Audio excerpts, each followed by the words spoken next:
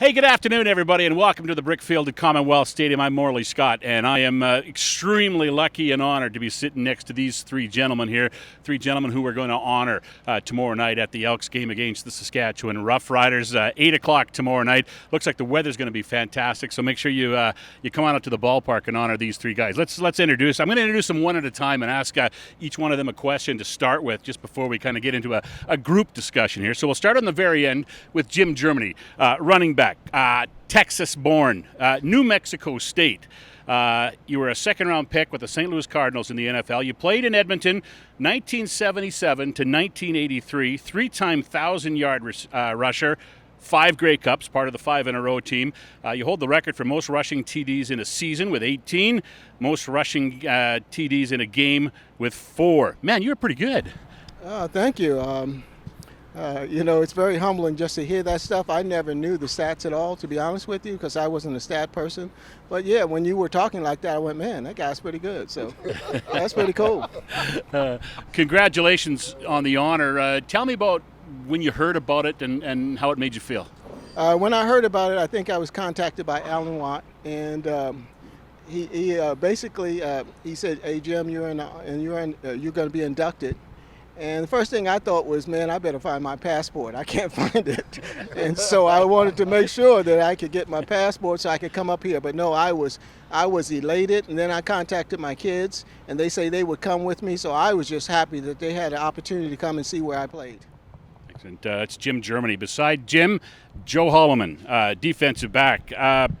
Born in Arkansas State, a member of the Double E from 1976 to 1985, 10 pretty good seasons, 3-time Western All-Star, CFL All-Star in 1978, also a 5-time Grey Cup champion with the 5-in-a-row team, 7 pick sixes in your career. That's a franchise record.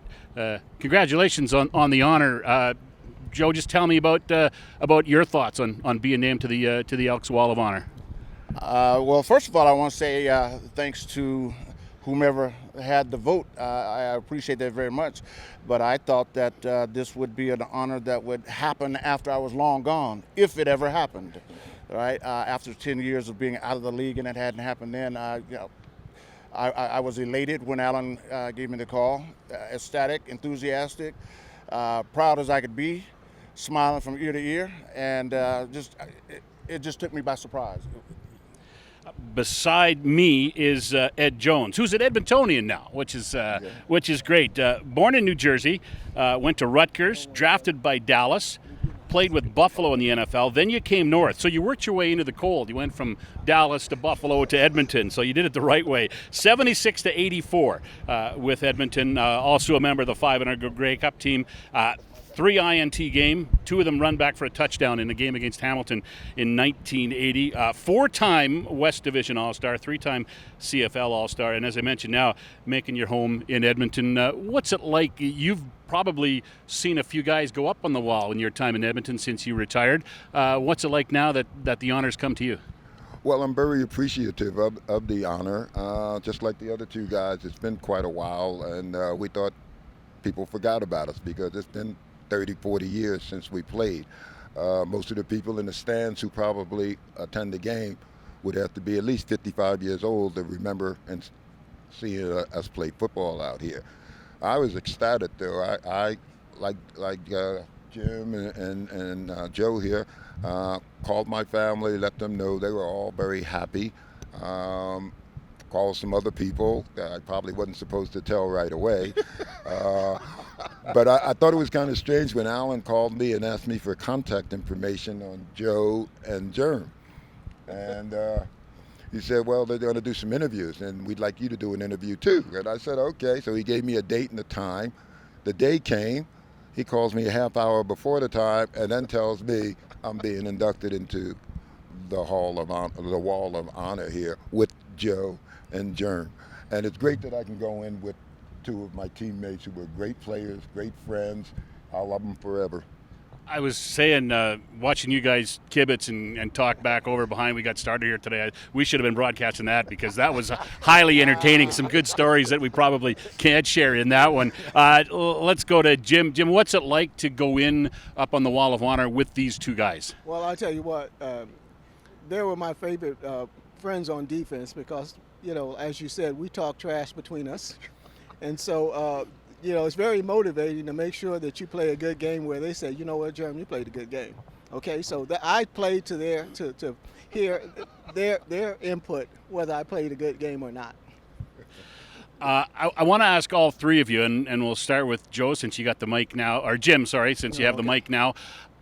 Your first time to Edmonton, what do you remember about, I don't know if you flew or drove or however, what was it like when you first arrived in Edmonton? You don't want to know. The first time I arrived, I arrived at Edmonton Airport, and I think we were practicing down at that college down there, St. Mary's or something like that? Concordia College. Concordia College. So anyway, I flew in, and it was 30 degrees.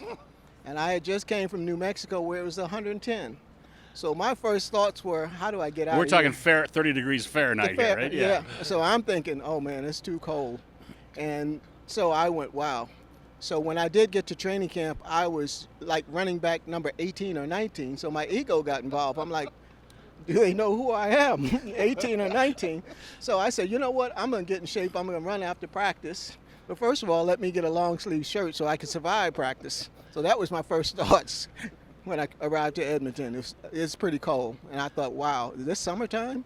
And I'm thinking, wow, this is supposed to be summertime. I don't know if I'm going to be able to make it in this cold. Where are you living now? I live in Richmond, Virginia, but at that time I lived in New Mexico where it was like 110 in May. So that's quite a harsh reality change there. Yes, and there was a large mound of snow built up, like 50 feet high. That's why it psychologically it just messed me up. Okay. All right, let's go to Joe. What do you remember about your first time arriving in Edmonton? When was it? What time of year was it? Now, I arrived in September of 1985 on a 5-day trial that lasted 4 weeks. Well, excuse me, 8 weeks in 1975. What did I say? 85. In 85. I was on my way out there. In 75. Prevagen. I missed my Prevagen. Driving down 107th Street trying to get back here, I was thinking I missed my Prevagen. But anyway, in September of 75, and I came here with a hunger, so it didn't matter where my feet landed, all right, or where my butt carried me to. My thing was I wanted to play football, and I had not played football since September of 74 due to an injury. And I had just been released by the Minnesota Vikings, and I wanted to play ball. So, it did not matter to me. They could have put my butt in, Nunavut, Alaska. As long as they gave me a chance to play, I was ready for the task. Yeah. So, but my first thoughts of in Edmonton was, this is where I'm going to be. Ed, what about you? Your first time in Edmonton? Well, I came here. I believe it was in September as well, September 30th, and I didn't know where Edmonton was. I mean, one of the first things I did when I got here is I called home and said, Dad, where the hell am I? Well, I said, I'm nowhere near Toronto because I spent 5 hours on the plane in the air, and he told me, a few hundred miles north of Montana, Idaho, and I said, oh my goodness. But anyway, when I came here, my first look at the football field was Clark. And I made a comment to Tom Pond, who drove me in from the airport, and said, they spelled his name wrong. He said, what do you mean? I said, well, there's an E on the end of Clark, because where I come from, Clark ends with the K. So I wasn't that impressed with Clark Stadium coming out of Rich Stadium in Buffalo, brand new stadium, had all the amenities and such, but I felt that they were going to pay me, I'd stay and play and see what happens. And then I was on a 5-day trial. Ray Yock was the head coach. And after 6 days, I asked Ray Yock, am I going to get to play the next game? If not, I'm going home. He said, you're going to play the next game. They put me in at halfback. I had a very good game. The kid I replaced came up to me after the game and says he should start packing his bags. And then I met these guys the next year. Like I came 76, and I met these guys in 77. We just were drawn to each other, being Americans and all. And there weren't many Americans up here. The roster was only 32. So if two guys in your area got hurt, you're looking at receivers playing DB or DBs playing receivers. So that was kind of interesting, being that the NFL had 48 guys on their roster. But it was cold. It was, for September 30th, I come up here in T-shirt and shorts, and I had to go shopping. But the thing that amazed me is the color of the money. And I remember a guy, Solomon Fremont, told me, yeah, it looks funny, but it's negotiable. I said, okay, as long as I can spend it, we're good to go. But playing on that team, the first year in '76, I played 4 games, regular season, and 2 playoff games. And it was a completely different team when Campbell came in, because now you got Jim Germany, Larry Washington, Waddell Smith, Warren Moon came in the year after that. I mean, you could see how he was melding together a bunch of individuals who were stars in their own right and put them together as a team.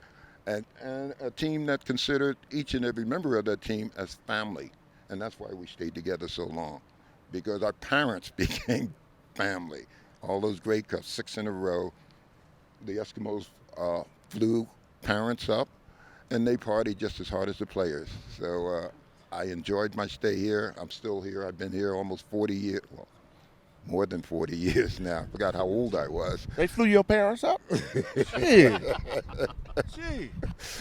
Somebody owes you money, eh? Yeah, somebody owes you some money. Who was here first? Charge him interest. Which one of you guys was here first? Who played at Clark Stadium?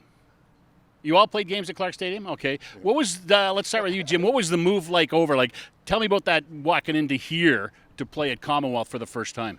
Well, in Commonwealth Stadium, having been released by the Green Bay Packers previously, it reminded me of the Green Bay Packers down in NFL. And also, they had the same color uniform. So I said, you know what? If they have that color uniform, even in that stadium, they must have a rich tradition. So I read up on the tradition and found out they had a rich tradition. But we were joking about playing in the '77 Ice Bowl. And I remember we were leading at halftime, maybe 35-0. And I remember Clark Stadium because Coach Campbell pleaded with us to go back out and play the second half. It was so cold. Coach said, please go. You're going to forfeit this game and lose it if you don't go out. And I mean, they literally picked up brooms and started beating us out. And we went back out and played in the second half. And the second half, it was horrible because neither team wanted to play from that point forward. We were leading by 35, and there's no way in the world they were going to play against us because they had short sleeve jerseys on. So they weren't going to hit anything. So that was a good day. That was a good sign. So that's what I remember Clark Stadium for. We're talking with Jim Germany, Joe Hollimon, and Ed Jones, 3 great alumni in this organization who are going up on the Wall of Honor tomorrow night. Elks and the Saskatchewan Roughriders tomorrow. Tickets start as low as $27, so head to Ticketmaster and get on out to the ball game tomorrow night because it's going to be a great night and it's going to be a great honor to see you guys go up on the wall. You all were on the 5-in-a-row teams. Joe, you start. When did you feel, hey, there's something special going on here? I felt something special was going on here probably about 2 weeks after I was here in 1975 on my 5-day trial. All right, there were some things going on in the locker room at that time, and Edmonton had just come off of a Grey Cup victory that year. Let me take that back. They won the Grey Cup that year, and I had an ex-college teammate, Calvin Harrell, who was on the Eskimos. And when I came in, I was welcomed with open arms as part of the team, even though I was here on a 5-day trial, and I fit in. Everybody on the team got melded around me and welcomed me into the locker room. There was no big hoopla. When I was in Minnesota, it was hard to get a hello from any of the veterans. And when I walked into the Clark Stadium locker room, it was like, I just walked into a big family. And I think it was starting to come together then, but there were some changes that had to be made. All right, and I don't fault Coach Yack for that. Coach Yack was very successful in the way that he coached, but he had the iron fist, my way or the highway. And when Hugh came in, and the Eskies won under Ray, so both systems work. But I think the longevity in the system was after Hugh showed up, it was kind of like, You can go do that if you want to. You can go do that if you want to. You can go do that if you want to. But here's my rules, all right? We're going to do this, this, this, and this. And if you follow those rules, then I won't have to release you. But I'm going to give you enough rope that if you want to hang yourself, all right, we'll find you swinging. Okay, and we'll cut you down, all right? And I won't have to release you or cut you. You would cut yourself. But if you're going to be the man and the adult to abide by these little simple rules, then you know what? You'll be part of the team and you'll be part from the other. So I think the leadership rose to the top, and the leadership came from within the locker room. And rather than a player or rather than a coach getting on a player and you know, browbeating him or yelling and screaming at him, we had fun. We had fun. And I think that, you know, most professional teams, I don't care where you are, you know, I kind of forget about the fun of the game. And we all had fun together. I always found watching professional sports, the teams that win a lot have the most fun. So that's probably the first ingredients to having fun, is it not? And you guys did a lot of winning over those years, that's for sure. A lot of fun. Ed, of the 5, do you have a favorite? Of the 5 Grey Cups? Yeah. No, not really. I remember the 4th one very well because that was if we'd have won that game, we'd have beat the 3 in a row Edmonton Eskimo teams, the Jackie Parker, Johnny Bright, Normie Kwan, those guys. And so I remember that game, and we were losing 20-1 at halftime. And you know, we came back in the second half and won the game. And that was really a highlight for Grey Cups. I would imagine a lot of guys think about the first one, but I sort of forget the first one a little bit. It was played in Toronto, and it was against Montreal again. And I'm not sure if that's the year they broke the Grey Cup, which seems to be I think it was, yeah. Wilkie dropped it, right? Yeah, it seems to be a tradition around the Grey Cup champions, breaking the Grey Cup, denting it. I mean, we had to glue it back together with that heavy wooden base at that time, not looking like a Stanley Cup right now. But yeah, that game I remember quite well. Tony Gabriel limping around. The quarterback was J.C. Watts, and they were a team that came into the Grey Cup championship under 500 wins. They were 5-11 that year. You guys were 14-1-1. Yeah, I know. Yeah. And you were down 21 at the half. 20-1 at the half. How was that halftime? Well, there was some staring going on. We always separated the offense and the defense in the locker rooms, and our offense didn't play that well in the first half, but they came on in the second half, did what they needed to do in order for us to win that game. And then the next year we go on out and win our 5th Grey Cup. So that shout out to Dave Cutler for the last second field goal as well to win it in '81. Jim, what do you remember? I was looking. They don't keep from the games back then. They don't keep defensive stats as well as they do now. So it was tough to find numbers on you guys. But Jim, you had a touchdown in the '78 game, 2 touchdowns in the '80 game, 1 touchdown in the '81 game. Do you got a favorite game? One you remember more than any other? I tell you what, my favorite game was actually when we lost in '77 in Montreal. That left a sour taste in my mind, especially when we had a coach come over from the Montreal team that told us what they did at halftime, because they shot staples through their shoes that gave them traction. And from that point forward, I was like, you know, I'm not a vengeful person at all, but I was vengeful. So that motivated me more than any of the other ones, because we should have won that game. And the reason why I was really pissed off, they had a running back named John O'Leary. Yes, I'm saying it live. Anyway, this guy was so slow that a turtle would beat him. He ran a 60-yard touchdown against us, and I'm like, something's wrong here, okay? And so that motivated me, because at that time I knew we were a great team, and I knew we should have won that game. So we should have won 6 in a row, okay? So that motivated me, but that's just how I get motivated. But I was like, if you carried a stapler with you on the road, you would have won 6 in a row. There you go. And shout out to, Wayne Druziak? Yeah. Dwayne Mandruziak. Dwayne. Yeah. Okay, the question is, Dwayne, why didn't you bring the staples? Joe, tomorrow night, You got a speech ready? Are you guys going to have to give speeches? Do you know? Joe, you ready for that? I'm not ready for one. I didn't bring one, and I hope like hell they don't call me to give one. Because it takes me about an hour and a half to say hello, and I don't stutter.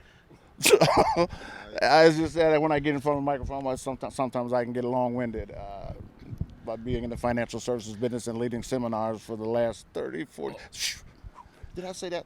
34 years? Dang. You old, Dang. man. I look behind me and see what's still holding me up. Head back to your hotel. You open up the desk drawer. There's usually paper and a pencil in there. So get to work because you'll have something down on paper for tomorrow. Guys, this has been awesome. I've really enjoyed it. I remember you all watching you all play. It was a great era of football.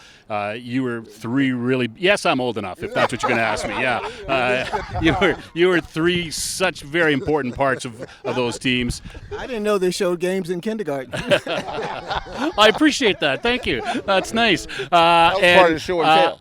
Congratulations to all of you again on a wonderful career, and tomorrow night, soak it up, enjoy it, because it's going to be a great night. So our thanks to Jim Germany, Joe Hollimon, and Ed Jones. Don't forget Elks and the Saskatchewan Roughriders tomorrow night right here on the Brickfield at Commonwealth Please come Stadium. and support. 8 o'clock start tomorrow night. Head to Ticketmaster to get your tickets. One Tickets more start question, sir. as low as $27 all in. So we'll see you at the ballpark tomorrow night for what will be a very special night. Oh, Jim's got one more thing to say. For every fan to show up, Joe Hollimon will give them $5. So let's fill the stadium, okay? Because Joe is going to support the team. All right.